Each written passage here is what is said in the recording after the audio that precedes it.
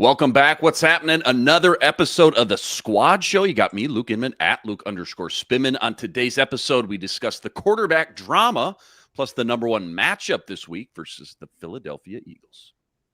I'm Luke Braun of Locked On Vikings, and I have the stat that's going to make you feel real good about this matchup. Hey, this is Arif Hasan with Wide Left Out Football. I have the knife that's going to make Luke Braun feel real bad about this matchup. Skol! It's the Viking Squad. Everything Minnesota Vikings, every week. Breaking down all the big hits and game-changing plays from the land of 10,000 lakes. The way only the Locked On Podcast Network can. It's time to gear up. The Viking Squad Show starts now. Third grade spelling contest. Knife got me. Knife. Knife. Wow, man, that's crazy. Still stings. What's happening? Back at it. Another episode of the Squad Shows. The Vikings prepare for Jalen Hurts and the Eagles this Sunday. Noon Still kickoff. stings. Back at it. We're off the rails. We're off the rails. Fifth grade, I got by Kaleidoscope. Still can't spell it. Dude, I got eliminated. We got to do this right now. I got eliminated. This is ESPN grade. Sports. This is It's on Classic. Sometimes it's on the Ocho. For the premium. Sorry, Sam. So the Sklar Brothers coverage of the script spelling bee has been legendary in my mind for ages. But anyway, so in fifth grade, I got eliminated on buffaloes because I didn't put an E in the plural. And my friend's dad was watching and pulled out a dictionary, which, like, I can't believe you brought a dictionary to a spelling bee. That rules. That's awesome. And walks up to the judges and explains that actually buffaloes without an E is an acceptable plural and I should be put back in. But this took 3 rounds. So I got to skip 3 rounds of the spelling bee and I got put back in, which was awesome. And it's how I qualified to, like, all city or whatever, because I wanted the school because I got the skip. I would have crashed out on dietitian because I didn't realize there was a C at the end and I got to skip it. So that's fantastic. How did that journey end? How did that journey end? They don't put an asterisk on the trophy. Who got the cup? I think fifth grade. Yeah. So I got to all city and I got like 3rd, which in North Dakota is like not enough to do more than that. Okay. Do you want to talk about it or no? We could talk football. Yeah, let's talk football.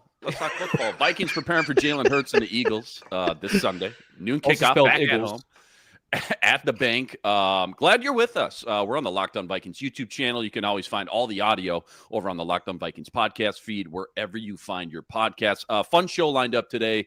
What to make of KOC, Kevin O'Connell's comments regarding J.J. McCarthy and his timetable to return. The number one matchup to watch this Sunday against the Eagles.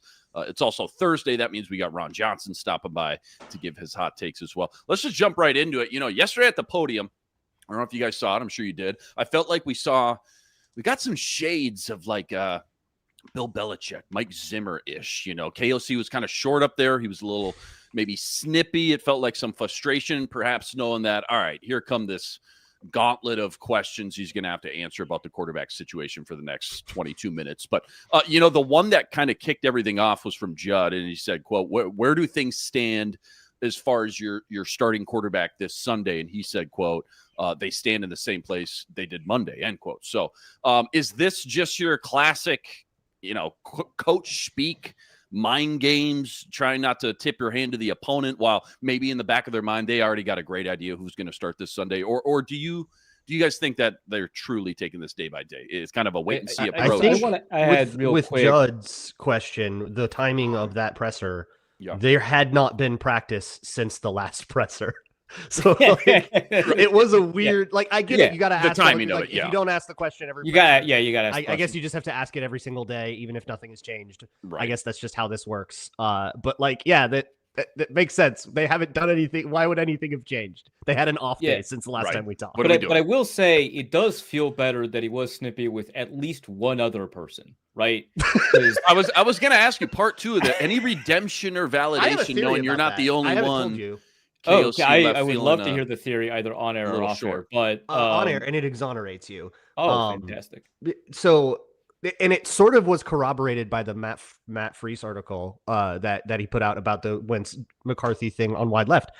But you asked about rollouts, right? This was in London after the Dublin game. You asked about after the London game. After the London game. Yeah. Asked about moving the pockets more, right? And what the schematic which I thought was like a kind of a softball too. Like, I don't know. Yeah. Like 100% Kevin O'Connell shouldn't have reacted that way, but he like shut you down really hard.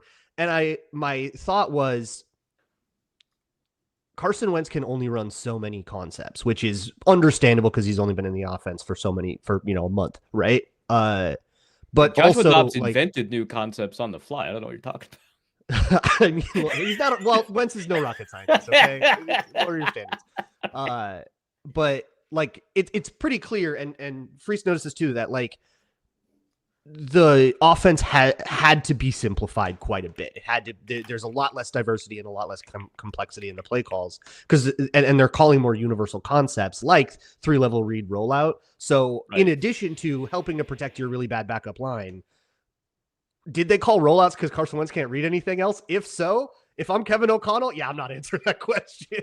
I mean, okay, I gave him an answer to you. It's actually from the perspective of like a journalist, not a wonderful question, but I didn't really care about that. I was more, I just set it up pretty well. Yeah. But like, the foundation. But like, I was like, hey, is it maybe because of the offensive line, defensive line? I gave him that. I gave him a lot. I didn't have to be like, hey, so is the new quarterback kind of... No, but then he would have had to like disparage the backup lineman too. Like I guess he never wants to do that, so he just like shut it down. Like, that's my theory. Is he just didn't want to like accidentally. It's so easy, and he's done this before. It's so easy to get around disparaging the backup lineman because all you have to say is, hey, we gave them a lot of new challenges. They performed really extraordinarily well. And in order to kind of help them in that task, we moved the pocket a little bit because we know that, on the move, they'll have a little bit more advantages than off the move because we're always looking to find ways to advantage our offensive linemen, whether or not, it's the starting left tackle or a guy that grabbed off the practice squad or something like that. It's easy to come up with that kind of answer.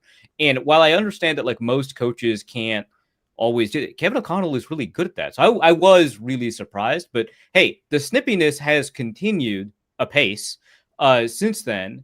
And I understand where this new snippiness comes from. I think I'm a lot more sympathetic about it. But at the same time, I think some of it might also just be like, this season is not turning out the way he wanted. And I think that like overall level of stress, which he's always stressed. They're all stressed. All coaches are. But I think that overall level of additional stress is inducing kind of maybe less gregariousness when he's answering these questions, right? Because like when Sam Darnold was in the middle of the season, had that bad game against the Jaguars, had the bad game against the Rams, they at least won one of those two games, and also like we're having an amazing season, right? And so it's a little bit easier for him to be like, no, Sam Darnold is killing it. What are you talking about? And just like lie to us instead of whatever's happening now. Do you guys feel like we're totally in the dark right now when it comes to who's going to start? Or is there information out there? If I made you, go out and make an educated guess, things like what I'm kind of pointing to is things like he said JJ isn't going to start till he gets a full week of practice. Well, he was limited yesterday. Rumors about JJ's gate at an apple orchard. You're always locked in, man. I love it. Yeah, that's tapped in. Well, that did happen. He went to an apple orchard, and I think it was on Reddit. Was like, yeah, I was about to say this sounds like a Reddit story. This is perfect. This was a Reddit story. I don't know if I buy it. He was at an apple orchard. There was like an Instagram pic. Like that part is true. Of the gate. It could be gate. Yeah. No. Okay. So we've got that, but here's the thing. I've seen quarterbacks like. Actually, if this is the funniest thing, Xavier Rhodes only walked with a limp, and he largely was not injured unless he got burned, right? And so Cedric Griffin did that at the end as well, and I couldn't figure that out. Yeah, so sometimes you just walk with a limp because that's what you do normally. But when you're like locked in, maybe you got a little bit of Toradol, maybe a little bit of adrenaline running through you, the limp disappears and you're fine. Sometimes, so it may not matter. But like, I am curious about like the phrasing from last week about like the full week of practice, and then he's limited to start this week because. I guess we didn't know what full week of practice meant, except is he already counted out now because he's only limited, or they're indicating that they're both taking reps, right? Which would suggest that they haven't made a decision yet, which would then further suggest that a full week of practice does not mean completely able to practice for every day of that week. Yeah, it sounds like Wentz, if needed, would be ready to go. He's been a full participant. Kevin O'Connell even said basically, he can tough that one out. It's not his throwing shoulder. They'll, inject him with whatever they'll inject him with and say, get out there. But McCarthy feels like it would be a true questionable ankle-wise still. He even went up in front of the media and said, he's not 100%. He's limited in practice. And then I think with the comments last week about like needing a full week, O'Connell went on to explain, like, if he's cleared on Saturday, we're not putting him in without practicing. That's how the Atlanta game happened. We're not going to do that again. I think being limited should be considered good enough because you're in the game plan, you're getting reps, you're not trying to play catch up the night before on what the game plan was because you spent all week like just on the side field rehabbing. Like you're there, you're doing your thing. You're just maybe sitting out a drill here or there. So I think limited practice would count, but I just don't think we're like super out of the woods on the ankle, and they're not going to make him play through it like so many other quarterbacks have with those high ankle sprains. Well, also the fact that you got a short week traveling West Coast on Thursday night to LA, maybe knowing that he's still trying to fight to 100%, maybe that just doesn't feel like the ideal time, I guess, to kind of throw him back to the Wolves as well. If he's healthy, he's healthy. If he's not, he's not. If he's healthy, he's healthy. I think that's primarily it. And he did mention, was it yesterday? I'm losing track of time. I didn't sleep last night. But he did mention yesterday, the day before, that some of it is just like the mechanical process. If he's back to the throwing motion and the throwing process that they had been drilling into him this offseason, that they wanted to see coming out of the gate to begin the year, if he's back there, that might be kind of part of it too. So the injury may not be about re-aggravation. It may not be about pain tolerance or pain management, because you can get around pain management. It might just be about your movement capability coming mobility, yeah. And like so flexibility, range of motion, which ankle sprains are going to mess with. Right, of course. And, specifically if you're stepping into throws and planting off the foot incorrectly or whatever, then that's going to change how you throw. And so that's like just a performance concern more than it is a re-injury concern, which it should be noted in Matt Freese's piece on deciding between the two quarterbacks. He listed a couple of quarterbacks that have played through a high ankle sprain, and I added a couple more. And one of those quarterbacks re-injured his ankle. I think it was Trevor Lawrence. Re-injured his ankle in the game. It was against the Steelers. It might have been last year. But he was clear to, he had a high ankle sprain. He was clear to play. He acknowledged he was not 100%. He played through it, and he re-injured his ankle. And so that is a concern. But I think the primary concern is probably just a performance, like, is he able to throw through it? Does it bother you at all that I'm just combing through the KOC transcript here, and he was talking about, like you pointed out, working a little bit more one-on-one the past week with his feet, the base mechanics. Again, sounds like a lot of that's stemming from the ankle injury, but just doesn't seem ideal, I guess, a year and a half in, knowing that he's only had one full week. Is that right? One full week of practice. Reps leading up, because and no practice on that last year. So this is the stuff. Either.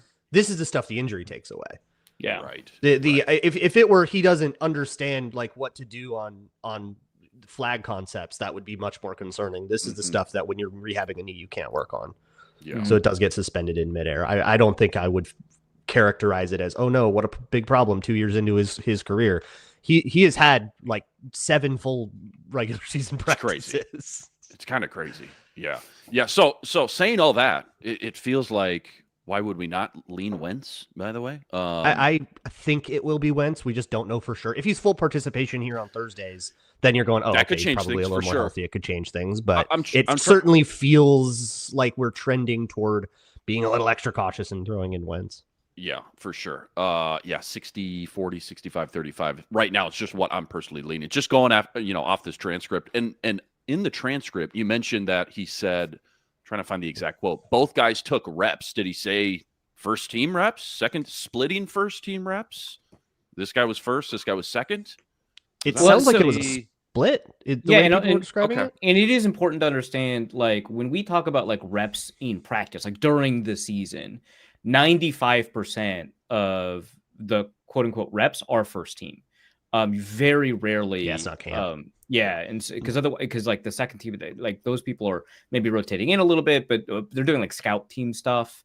Like especially at quarterback, a lot of it is just it's just first team stuff. So if you split reps, to me in my brain, unless someone makes a designation, very specific to it. To me, that means splitting quote first team reps with the starting offensive line, the starting receivers, and so on. We'll get into the biggest matchups here in a few minutes next segment. But if it is Wentz, what's like the one thing that you're kind of dialed into, that you're kind of looking for? You know, Wentz is going to have the, you know, if he does start, the revenge game factor, the juices are going to be flowing, all that stuff. But just going off the 3-game sample of film we got, what's like the one, maybe two things you really want to see just improve a little bit more, or some more development, whatever it may be at the quarterback position, if it is, in fact, Carson Wentz?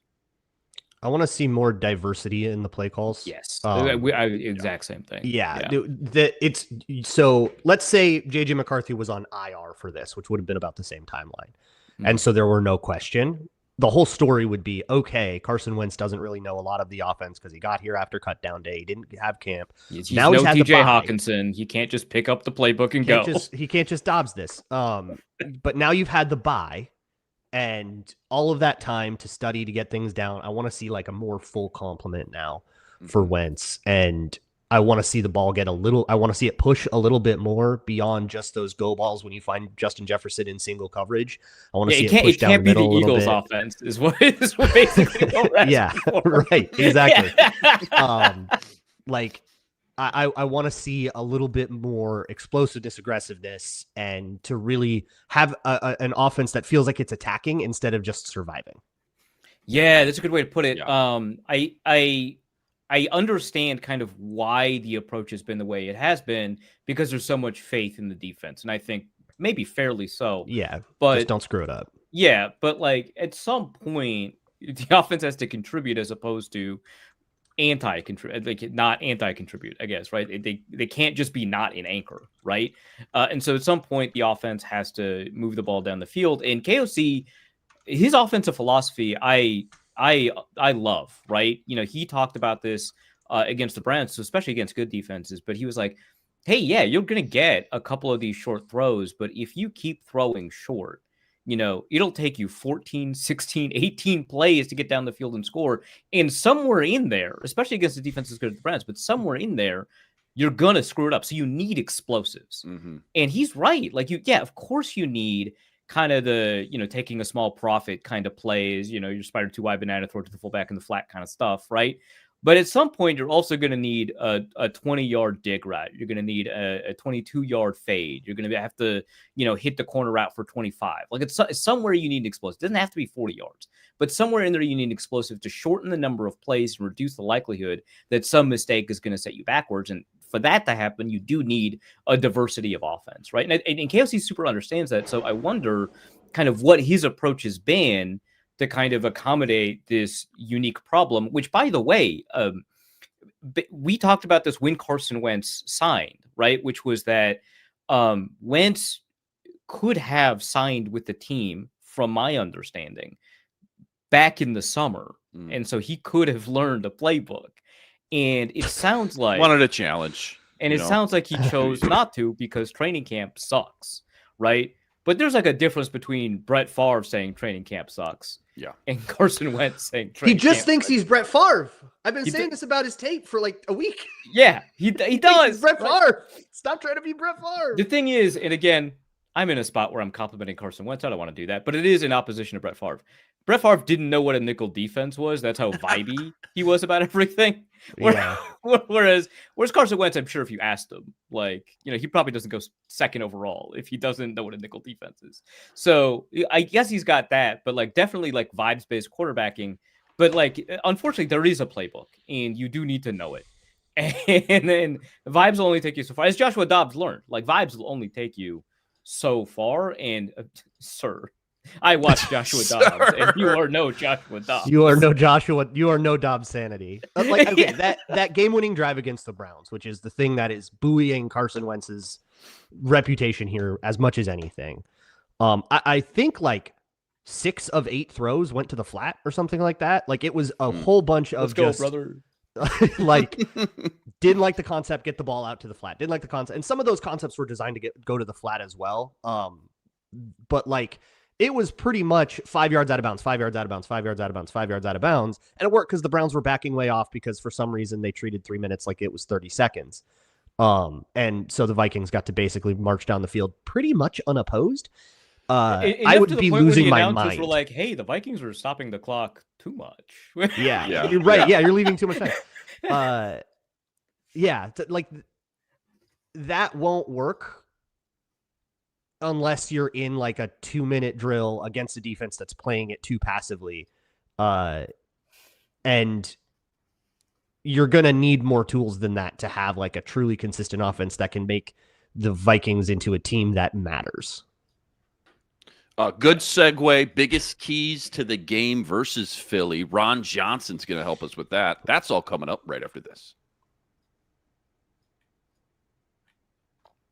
This episode brought to us by Mint Mobile. Are you still overpaying for wireless at Mint Mobile? Their favorite word is no. No contracts, no monthly bills, no overages, no hidden fees, no BS. I said yes to making the switch, and I got premium wireless for just $15 a month, and Mint makes it so simple. All plans, they come with a high-speed data and unlimited talk and text delivered on the nation's largest 5G network. You can even bring your own phone. You get to keep your same number, same contacts. Personally, I love that you're getting all the same quality service you had before, but for a fraction of the price. The setup, too, it's so easy. Keep your same number, and you're up and running in just a couple minutes. Are you ready to say yes to saying no? Make the switch at mintmobile.com/LockedOnNFL. That's mintmobile.com/LockedOnNFL. Upfront payment of $45 required. Limited time new customer offer for first 3 months only. Speeds may slow above 35 gigs on unlimited plan. Taxes and fees extra. See Mint Mobile for details. All right, let's bring in the legend, Ron Johnson. Host of the Ron Johnson Show each and every Tuesday. Follow him on X at 3RonJohnson. Ron, we were just talking, starting to dive into, I guess, the biggest matchups to watch or kind of dial into this Sunday if the Vikings are going to find a way to win versus the Eagles. What's the number one biggest matchup or key to this game that you're kind of dialed into right now? I'm looking at the Vikings front seven versus the Eagles. When you watch Jalen Hurts, there hasn't been a ton of run game when it comes to Saquon Barkley. It looks like they want to put the ball into Jalen Hurts' hands a little bit more.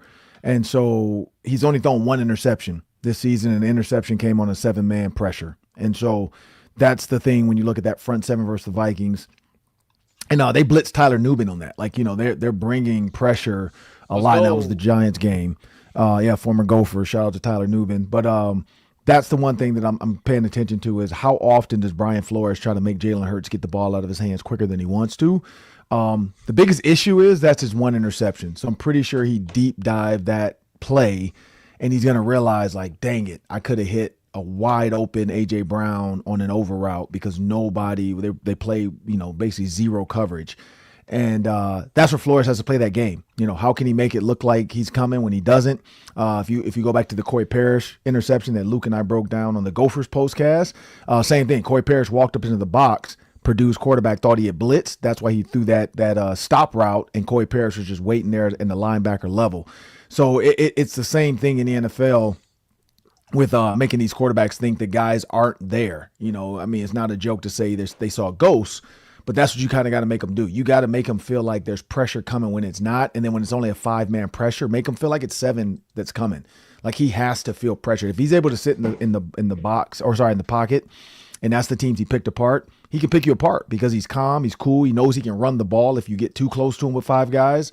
So that's the matchup I'm looking at. That front 7 of the Vikings defense, adding Josh Metellus to that with the Eagles front 5, and then they add Barkley into that blitz protection as well. And how can they handle that matchup? Yeah, key to that, getting Blake Cashman, which he was a full participant yesterday. Obviously, that would be huge. Arif, what do you got for Ron Johnson today? Another former Gopher, by the way. Yeah, Gophers all over the field, man. They're littered all over the league. Let's get Brosmer in. Let's make this a real QB controversy. Yeah, real QB controversy. Let's do it. Time. Jalen Hurts has struggled against the blitz his entire career without pressure. I love that. One thing that's really curious, and one thing a lot of people have been talking about with the Eagles offense this year, is how rarely they throw it into the intermediate area of the field, 10 to 19 yards. And Ben Solak looked at it, ESPN Stats and Info, that tiny nerd found that this was the least any quarterback has thrown into the 10 to 19 yard window downfield in their database going back to like 2015, right? So, or was it 2010 actually? It goes way back. 2010. It goes way back. No quarterback has thrown this little into the intermediate area of the field. The two closest quarterbacks were Russell Wilson in Denver and Russell Wilson in Pittsburgh. Like this lack of diversity where they only throw short or deep. How do the Vikings kind of take that information and exploit it? Yeah, so that's funny you bring that up, Arif. So that's our Vikings Game Day Live. That's our play breakdown this week. And so we're breaking down basically so they want us to do like the good, the bad, and the ugly of Jalen Hurts. And there is no bad. It's just good or ugly.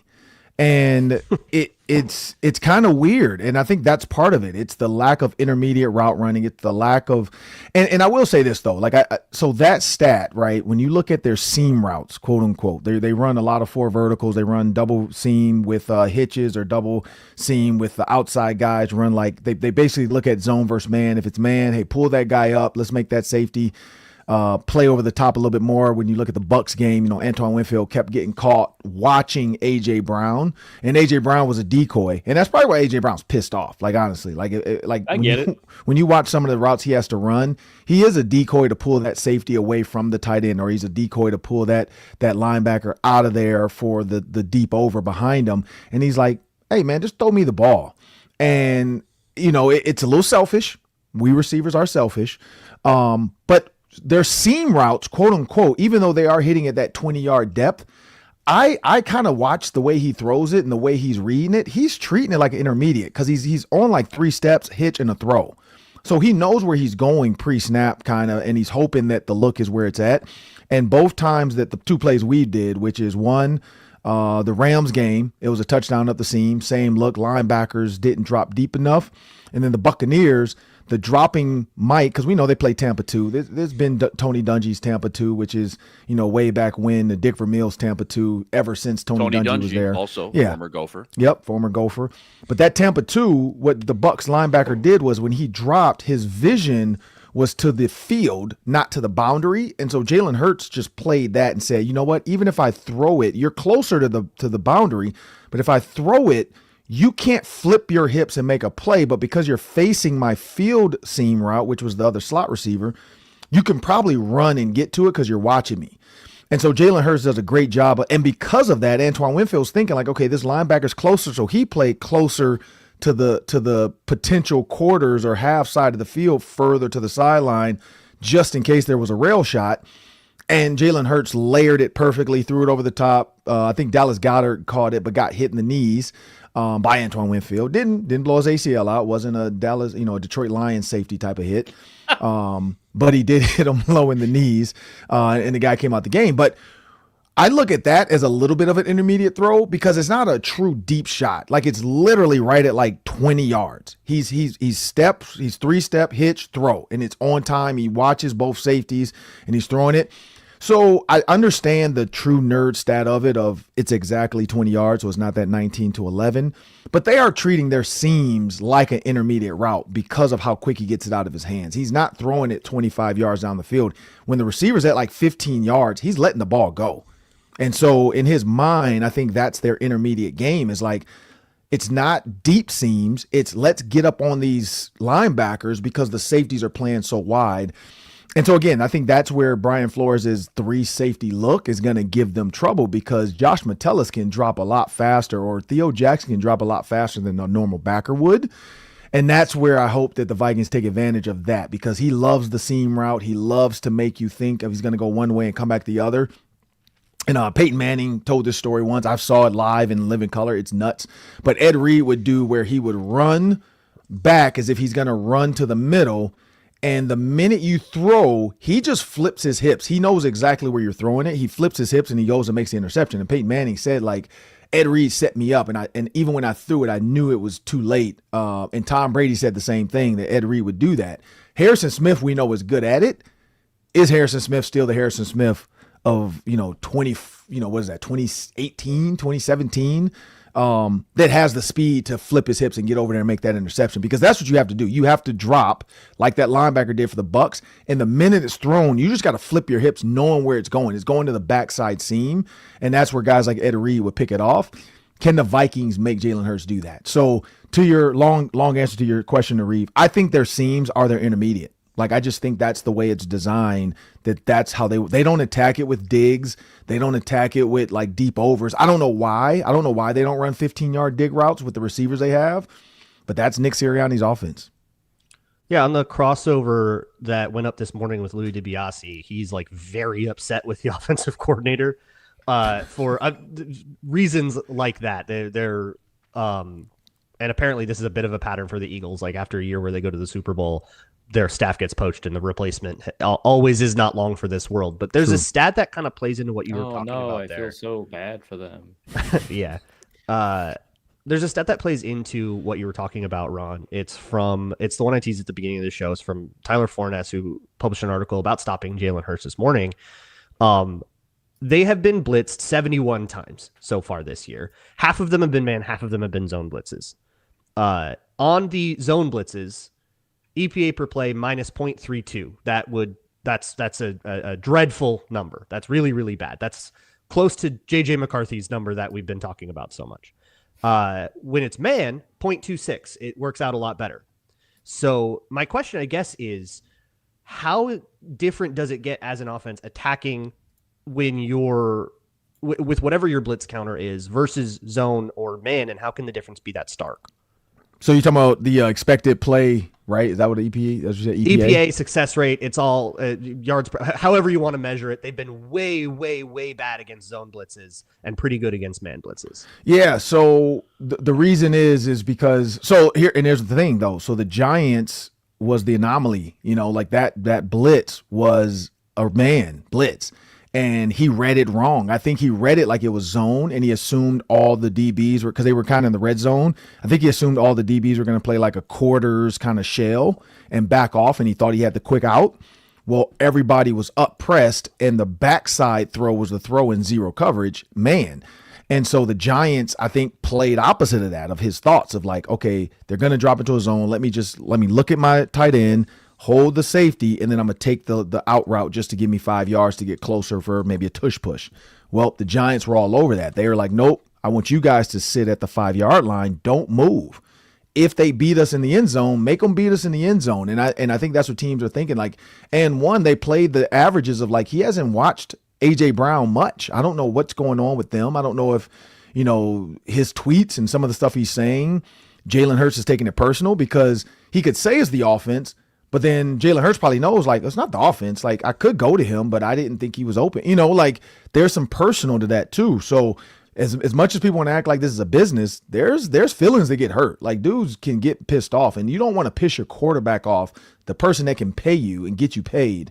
And so when I look at zone versus man, Luke, the biggest difference that I'm seeing on film, just in I already watched like 3 games, is that Jalen Hurts is when he feels that there's a blitz, because you'll see him, like when guys walk up, he does a little, like one of the plays, he kind of does a little, I don't know what he's doing, but he's telling the guy something. You see the offensive guard put his hand on the center, which I think he's saying, hey, he's not ready yet. Hold on. When he removes his hand, then it's like, okay, he's ready. Now we can start doing what we do, and then let's go. Well, on that play, Jalen Hurts had it perfect. They dropped to zone, and he hit the under route. He just took the easy under route, because he's like, I'm not going to try to fit this into a tight window. Hey, go get me a first down. I'm going to throw it to you, 6 yards. Try to go run a guy over, get me 12, 16 yards, and the tight end did it. When you look at man, oftentimes I think that's where he just assumes, okay, I'm going to go to my one weapon. And I'm guessing he's kind of missing sometimes of what's zone, what's man. And some of these defensive coordinators, and Flores does it too, they're doing a great job of making it look like zone, because they just have 2 high safeties, and they end up still being man underneath. And that's how Jalen Hurts, and that's how Jalen Hurts is getting screwed up a little bit. I think zone sometimes is easy because he kind of knows what's going on, and man, he's making the mistake of just not going to A.J. Brown. I think that's my honest opinion. If I have man, and the games he does it, you can tell A.J. Brown's pissed off that he hadn't been doing it sooner, because every time he catches it, he kind of does the like look at the camera like, I told you I'm that guy, and then walks off. And then he goes and grabs his book and sits down on the bench. Yeah, I was about to say. Yeah. Which is, I mean, if he's really reading, fine. But I just feel like that's such a thing now. Like it's a bit. He knows reading? It's a bit. Well, yeah, because he knows that like the camera's going to be on him. Exactly. They know that he's going to be. He times it out every minute. He turns the page. He does it. He did it one time, I think, because he truly was bored because the game was a blowout, and then I think it became a bit. Like people talked about it. He does probably have it over there just in case that they're going to take their shoulder pads off. It works. Could be a boy who cried wolf. It works when you're winning. It doesn't work when you're whining to the media that you're not getting the ball. And so I think that's part of it with him is that he's not getting the ball in man coverage because I forgot who did the game. I was watching the announcer, but the announcer said it. He's like, hey, if I have man-to-man with AJ, I think it might have been Tom Brady. It might have been Brady. It might have been Brady covering the game. But he was like, if I have man-to-man, it was a quarterback. But because he said, if I have man-to-man, I'm throwing it. We know it wasn't Mark Sanchez. But it was probably Brady. But he's like, if I have man-to-man coverage, I'm throwing it to AJ Brown every time. That's all that is. And he was completely covered on a fade route. He threw a back shoulder. AJ Brown turns and catches. Next one, he throws over the top. AJ Brown catches it. And then the next play, he throws it to the tight end because the safety ran over the top. And that's the play breakdown I'm doing is that he's going to go to AJ Brown, but don't think he's going to keep doing it. Eventually, they're going to set you up with something else where AJ Brown is the decoy and the touchdown or the deep shots coming from somebody in the slot because the safeties are going to, they're playing help coverage to help out, the corner. And that's what I think is going on. He just doesn't recognize a man right away. I got to go to AJ Brown. I don't know what he's thinking. And it could be Cam Newton. I mean, honestly, Cam Newton said he wasn't the best quarterback out there. Maybe he's trying to because they're going 5 wides a lot now. Where Saquon Barkley 6 carries in a game is asinine for Saquon Barkley. So that's the other thing. I wonder is how much of that is like, hey, they said AJ or Jalen Hurts is not that good. Can we make him a true 5 wide Patrick Mahomes passer and show the world he can throw the ball? What's your gut say, Ron? Carson Wentz revenge game this Sunday or JJ McCarthy makes his return? Man, I have no clue. This is one of those weeks where literally Max Brosmer could start and I'd be like, hey, I see why. I just don't know. I get it. I mean, he was a limited participant, which means he wasn't full go. So that's why it's stupid. If he was full go, I'd be like, yep. The fact that he was limited and he's been out for 4 weeks now, that concerns me. To be out for 4 weeks and still be limited this week just means he's not fully healthy. So I see this. Yeah, I do kind of see that as a Carson Wentz revenge game. Also, though, if as a coach, if you send him out there and say, hey, you're only going to do individual 7-on-7, and then I'm going to pull you out of the team because I don't want anybody stepping on you, then the media has to put or whatever, PR has to put limited because he didn't do all the plays. That's the only reason I could see is Kevin O'Connell wants to mess with Sirianni and just say, hey, he's going to be limited all week. And then all of a sudden, Friday or Saturday, he's going to be elevated or he's going to be a full participant or something. And then we'll kind of have our answer. I think Friday's injury report should tell it. If he's still limited Friday, then it's Carson Wentz. Yeah. And I'm annoyed because I bet on the reverse on our show. I bet on it being JJ McCarthy. And so now I'm kind of annoyed. You asked me 2 weeks ago, I would have said JJ McCarthy starts this week versus Philly coming out of the bye. Right. You asked me today, it feels like every day that passes, it feels more and more like Carson Wentz. And the offensive line, too, though. Who's going to be healthy in the offensive line? Because I saw Donovan Jackson still limited.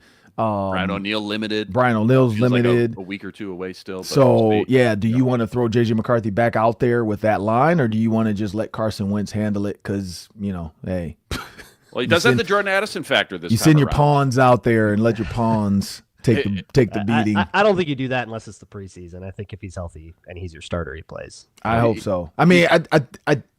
If you start coming up with other reasons to bring your starting quarterback out, he's not your starting quarterback anymore. Correct. And that's where I go with that, Luke. Were we sold fool's gold? Is that Falcons game what we're going to get the rest of the season with JJ McCarthy?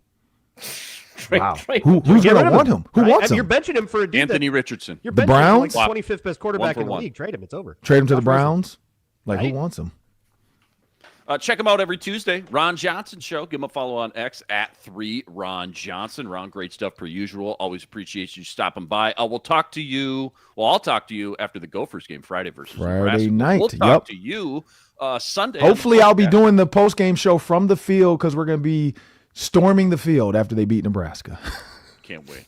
Ron Johnson, ladies and gentlemen. Again, give him a follow on X at 3Ron Johnson. Thanks a lot, Ron. Appreciate it. Always good stuff from Ron Johnson. One more quick segment coming up. What happens to the guys like Eric Wilson, Xavier Scott, Dallas Turner? What happens to these guys when the starters return from injury? That's all coming up right after this. Quick reminder, today's episode also brought to us by Built. Nobody likes paying for rent, but if you gotta, then you might as well get something for it. That's where Built comes in.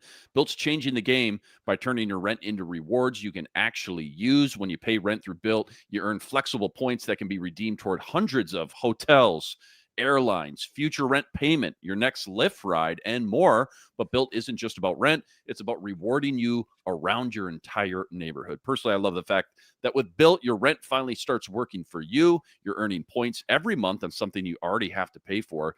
Built finally has made everyday life feel more rewarding, from the neighborhood to travel plans. Turn your rent into rewards and start earning points around your neighborhood by going to joinbuilt.com/LockedOnNFL. That's joinbuilt.com/LockedOnNFL. Use the link so they know we sent you.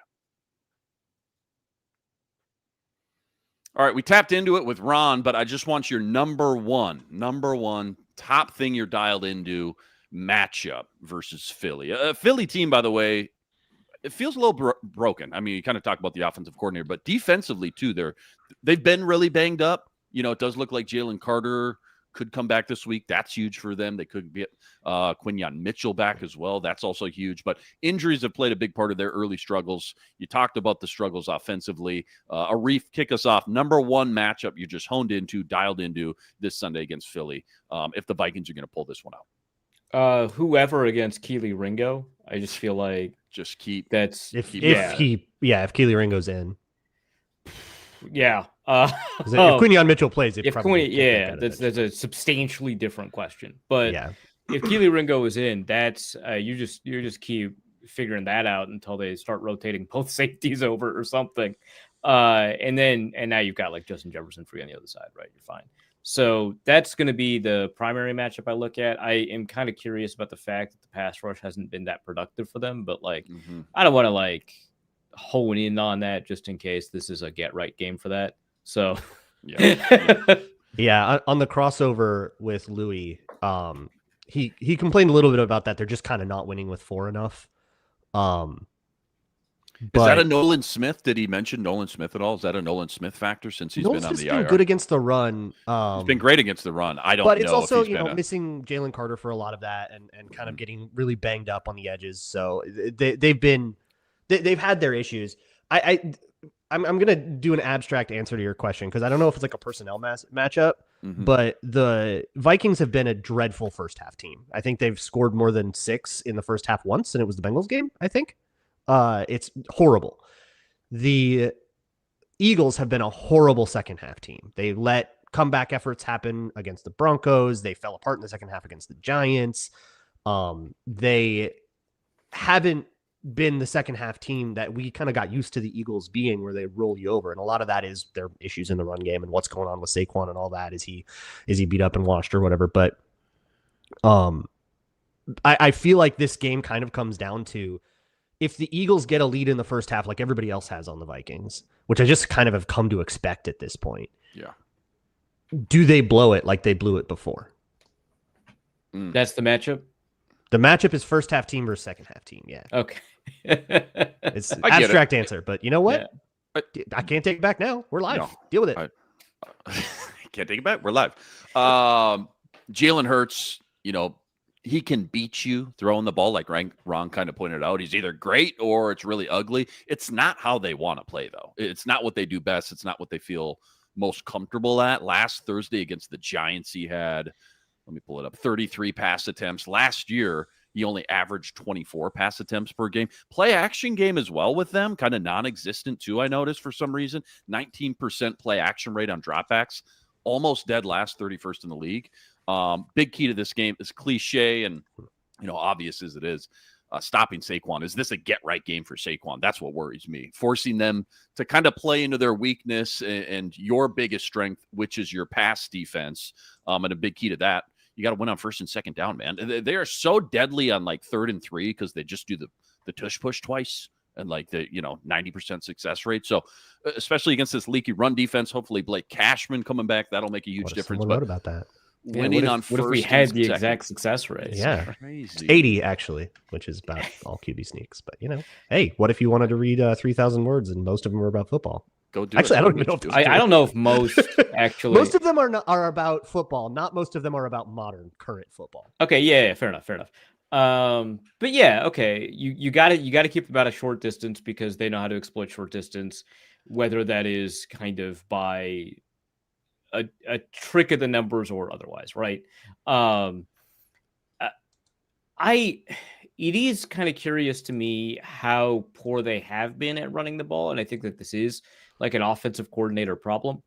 But I think that I don't know, like they've been running Jalen Hurts, which is kind of funny because I think at the very first game of the season, they like ran him a decent amount and everyone's like, it's back. Jalen Hurts running the ball is back, and it just hasn't happened.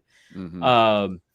And I just feel like if you're not employing that threat, you're kind of limiting the possibilities for your running back. And I think that might be the key to producing these like devastating third down possibilities. It's kind of weird to talk about this team because like you take a look at this offense on paper and it's just like incredible player after incredible player, like all pro bowl. And if it's not one of those, it's a guy as good as like Devonta Smith, right? Which is like, if that's like the worst skill player you have, you're in an outstanding spot.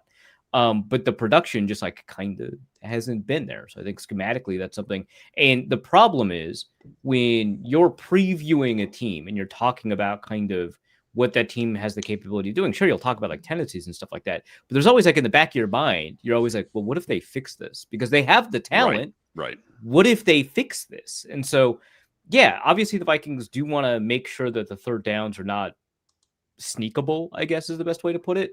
And so they're going to be playing essentially on 1st and 9 the whole time, which has always been kind of the secret sauce to the Eagles this whole time is that they get to start every down series on 1st and 9. Yeah, like I think that the Vikings kind of outside of seeing kind of a schematic wrinkle worth exploiting, the Vikings staying kind of true to who they are and within themselves, I think matches up really well with what the Eagles do poorly. Zone blitzes, right? Mm-hmm. That's tough for them. Generally speaking, there's been a lot of discussion about an inability to produce against zone coverage. The route concepts that they tend to favor are generally ones well covered by the Vikings. A lot of go routes, a lot of curls, a lot of routes that are more well covered by having your eyes on the quarterback in the kind of the short intermediate range, and then you just have that in the deep range. So. I don't know. The Vikings schematically from the prior version of the Eagles this year match up really, really well. It's really just kind of like a Jimmy's and Joe's question after that, which I don't feel comfortable about that. Key injury news. Hopefully we'll glean more from today's injury report. I'm sure we will. But as of right now, just based off yesterday's practice report, again, Blake Cashman looks like a full go. Hopefully they get him back. Andrew Van Ginkel still limited with that neck. Brian O'Neill was limited. Donovan Jackson was limited. Michael Juergens was a full go. I guess my question is, what happens to the guys who filled in kind of admirably in their absence? Guys like Blake Brandel, right? We've talked a lot about him this week. Eric Wilson. It doesn't feel fair to like take Dallas Turner off the field even when Van Gink returns. Start with the offensive line, though. Like, let's say Juergens and Donovan Jackson are healthy. O'Neill, for me, feels like a just knowing how much they probably are going to baby that knee, probably feels another week or two away. But what's your starting five look? Is Blake Brandel still in that mix? He could play center instead of Michael Juergens. I think he should.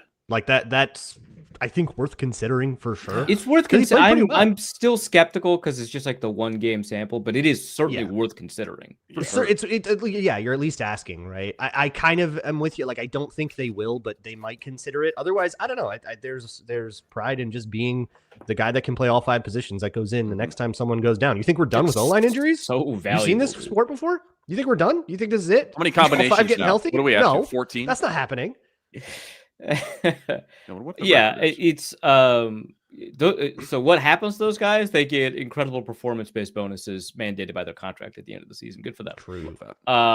But I mean, they'll figure out how to put like an Andrew Van Ginkel, Dallas Turner, or whatever set together. That defensively, that was a plan to begin with. Yeah, that won't be difficult to figure out. Offensively, with this offensive line kind of situation, it's just like, hey, you have a guy that plays 5 positions. He's going to be your kind of go-to. Just in school for a while, is going to hang out.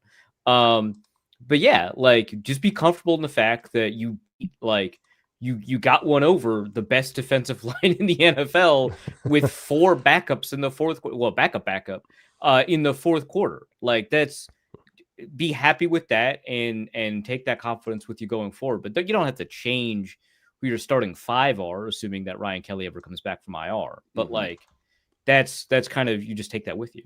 I think Dallas Turner is obviously a big part of this equation too. Flipping back to the defense or the front 7, what kind of adjustments, I guess, would you like to see Brian Flores make with the front 7 personnel? Because we talked a lot about the run defense. I got into why we're running so much 3 safety looks. Let's get some more beef in there and big bodies. But any adjustments you'd like to see Brian Flores make with this front 7 personnel? What is it called when it's like one linebacker on the field, penny front or something? Yeah. Let's do that. And it's Blake Cashman. Sorry, Ivan Pace. We love you, but like, sorry. And then Andrew Van Ginkel and Dallas Turner and 3 safety. Don't worry about it. Like, I throw all of them out. Just put your best players out there and let somebody go make a play. And you take Javon Hargrave off the field, put Jalen Redmond there. It's everybody's happy. Everybody. No losers in this scenario. Not the people that lose playing time. And then call the Dallas Turner sack plays so that Sam doesn't get mad at us next Monday or something. Big mad about that Dallas Turner. Dallas Turner in the games where Van Ginkel's been out has essentially assumed that role, right, and just been the edge rusher. He's dropped back a lot in coverage. I saw the numbers the other day. He's dropped back into coverage a lot. Yeah, a lot more when Van Ginkel is in. So when Van Ginkel is in, he takes that edge rusher role, and Dallas Turner kind of becomes Anthony Barr, or what we wanted Anthony Barr to be when everybody was asking him to move to edge rusher. This is kind of the role that would have looked like. So that's probably it. Now he's roaming around the formation and blitzing from wherever, and who knows what's happening, trying to make it that much harder. And especially with like what Ron was talking about with Jalen Hurts and pre-snap, that can be yet another tool to muddy the pre-snap look, take that away from him. And then I think the Vikings rotate their coverages at like a 35% clip, which to me in my head is like the optimal. It's really high compared to the rest of the league, like pre-snap versus like post-snap rotation. Because I feel like if you do it at like a 60% rate or something like that, you're just telling them actually it's the other look, and that's actually not much of a disguise. And so you're just putting your guys in a bad position. But in terms of like the rate at which they rotate versus the rate at which they blow a coverage, just insane execution capability. And I think that's going to be kind of the MO against somebody like Jalen Hurts, who, isn't bad at reading defenses or anything like that, but clearly slows down a little bit when there's like a little bit more to identify.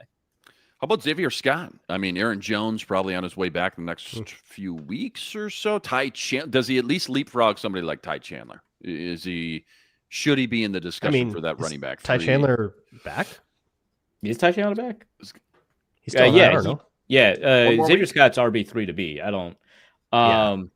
But I don't know. Like Aaron Jones, I'm curious kind of how they're going to treat that. Like I assume that Jordan Mason's going to get the bulk of the carries. He's just been such an outstanding player. Yeah. I'm curious how they treat Aaron Jones, given that Xavier Scott has been kind of nice with it. But Aaron Jones like knows pass protection, which feels important. Yeah. I mean, Aaron Jones downfield receiver, I guess, is what we're doing now. Yeah, just wheel routes. Sure. He seems decent at that. I mean, we tried Xavier Scott downfield receiver too. We'll try anything. Yeah. They apparently want to send the running back a lot. So I guess that was like what Aaron Jones primarily saw that did in training camp. Remember the one viral video of Aaron Jones and JJ? I guess that's what we're doing with him. That's what. Xavier Scott's probably just back to special teams. Yeah. And then we say thank you. But he seems to be doing a bang up job. So sometimes. Another great pick by Kwesi. Added to the resume. Final segment coming up. Weekly gambling picks. That's all coming up right after this. Quick reminder, today's episode brought to us by Mazda. Mazda crafts cars for those who do more than just move. From footwork to breath work, athletes sweat all the details. Mazda brings the same blueprint to how they craft every model. Plus, with all-wheel drive standard in every crossover SUV, you can drive with confidence through almost any and every season imaginable. Like all players, we sweat every detail because when you make every move count, impossible becomes irrelevant. Mazda, move and be moved. All right, final segment here. Might have to wing this one as we talked pre-show. Let's get into what we all came here to see and listen to, I guess, the weekly gambling picks, giving away money, making you rich. Same bit as last week. Arif, how's the view up there on Cash Mountain? Enjoying yourself way up there in first place by a mile right now, over $2,000. Meanwhile, us three, Inman, Braun, Sam, all kind of fighting at the bottom, trying to just survive, I guess. Survive in advance week to week. Let's see we the still latest... don't have the player props. No player props. We're well, that's too what I early was in the going to week get for into. I will. I have Sam's picks now. Again, I spoiled them already before the show. But Barkley and Addison over. So we'll find out what those are. Barkley and Addison over. I can actually make one of my picks. I think you can we all just do that and just say like whatever the number is? Yeah, well, I don't even need a player prop is what I'm saying. I'm going Vikings to win 1-6. That's plus 310. So I don't need a player prop. Winning margin, Vikings to win 1-10. Now I will say it's not me first. So I don't, unless one of you guys are going to snipe that. It's Braun first. It's Braun first, and then I'm last, and I get the snake, right? All right. What's Vikings to lose 1-6? Is that that is because I can't do my money line 300. thing. That's plus Plus 300 Vikings to lose 1-6. Yep. Yeah. I think my careful, dude. They're addicting. Been doing this for years. I can't do my usual RJ because the Vikings aren't favored for the first time this year. Which, by the way, that's insane, right? The Vikings have been favored all 5 games so far, and they're finally underdogs for the first time. So I got to change underdogs every for like game except a month and Giants, a half now. Yeah, and maybe Dallas, depending on what. Anything can change, right? You lose a quarterback or whatever, but if they start dropping a lot, they could definitely be. I'm looking at the schedule. I mean, as of today, and again, anything can change. You lose a quarterback, anything like that. But Giants feel like maybe the only ones they'll be favored. Maybe again, Dallas. Dallas seems very volatile week to week. But yeah, that's crazy. That's crazy. So Eagles 1-6. Probably even odds on something like a Jalen Hurts anytime touchdown scorer. So I'm probably going to feel like you always do that when we have Philly. Jalen Hurts. Yeah. Anytime touchdown. Do we want to wait on the price, or Braun? Do you know what? I'm going to assume the price is somewhere between plus 110 and minus 120. If it's within that range, I'm very comfortable with it. If we get out of that range, then yeah, I'll change my mind. But how about minimum, medium, maximum? Supersize it. I want to do the lowest medium that I can. Whatever that. I want to do the lowest maximum. Get one of those out of the way for me because I only have 2 left, and I want to exhaust them. Medium. What'd you say? Lowest maximum? Yeah, lowest maximum. Yeah, for Jalen Hurts anytime touchdown, so long as it's like pretty close to even odds. And then I'll double that up with Justin Jefferson anytime touchdown, which I assume are lower odds or better odds, right? They pay more, right? I'm not going to take that if it's like a minus anything. I assume it's going to be a plus like 120 or something. I don't think it'll be plus 120. Maybe like plus 105, 110, but something. But I'm not going to take a minus odds, that's for sure. But if that's available, taking it. It's locked in. That's my taking it, right? Justin Jefferson, and that's going to be minimum medium. Minimum medium 280. Minimum medium. All right. Okay. And again, I'm going Vikes to win 1-6 plus 310. It's crazy how Vikings are only getting 10 plus better odds. Eagles are plus 300 to win 1-6. Vikings 1-6 is plus 310. That's it. I feel like it should be getting better value. I'm gonna go max medium 489.99 on that. Max medium. All right. So if this is this is like a down to the wire game, me and Luke are gonna be sweating. That's gonna be fun. A tie. Yeah, a tie and we all lose. Yeah. Well, we deserve that. Yeah, no. So I think like cosmically, I think we deserve a tie, but also for the bets too. I think that, yeah. Coming back, my second pick, lowest scoring quarter, third quarter, plus 230. Eagles are going to come out with this 9-minute, 13-play drive out of halftime. Lowest scoring quarter, plus 230. That's crazy, dude. Crystal ball, man. Get one. Get one. Get one, dude. I'm gonna be so mad if that hits. I'm gonna go max medium again. 49.99. Another max medium, man. You're addicted. I'm addicted. Okay, You're addicted back to these to Sam again. Addison over. Luke, your last pick. What do you got? I'm going to do the same $280 on a parlay of the Eagles minus 1.5 in the first half and the Vikings plus 1.5 in the second half. Oh, you putting your money building my little first half, second half thing. Yeah. Eagles minus 1 in the first half, Vikings minus 1.5. Actually, I can maybe make this simpler by just doing. Why would you make it simpler? First half winners and second half winners. Sure. Oh, right, because 1.5. Yeah. Eagles win the first half. Nope, can't do that. What? They won't let me do that. Okay. Anyways, that turned out to plus 200. So Eagles minus 1.5 in the first half to go into halftime with a 2 or more point lead, and then the Vikings win it by 2 or more in the second half. Scores 2 or more in the second half. Right. Yeah. Got it. And you're going 280. Yeah, that's the lowest medium, right? That is the lowest medium, correct? Yep. Okay, we got them locked in for the most part. We'll confirm Sunday morning, as we always do. A lot of fun, as usual. Do we really? Well, we talk a lot of trash, anyways, on Sunday. Or at least one of us does. It gets the ball. Whenever I remember what one of my bets is, that becomes the whole. Jonnu Smith. He 2 more catches. That's basically what the group chat's been the last. Right. It's just Jonnu Smith. An hour later, I got another one. Huge shout out to all you guys, all the everydayers out there that always make us your first listen. All you guys coming in the chat with us from show to show. Go check out Luke over on the Locked On Vikings podcast each and every day. Arif always ripping it up over at the Wide Left Substack. Ron Johnson, make sure you check out him each and every Tuesday in the Ron Johnson Show. Follow him on X at 3Ron Johnson. Thanks for watching. Thanks for listening. Make sure to like and subscribe. So close to 10,000 subscribers. We'll catch you right here Sunday afternoon, immediately after the Philadelphia game. But until then, send it out.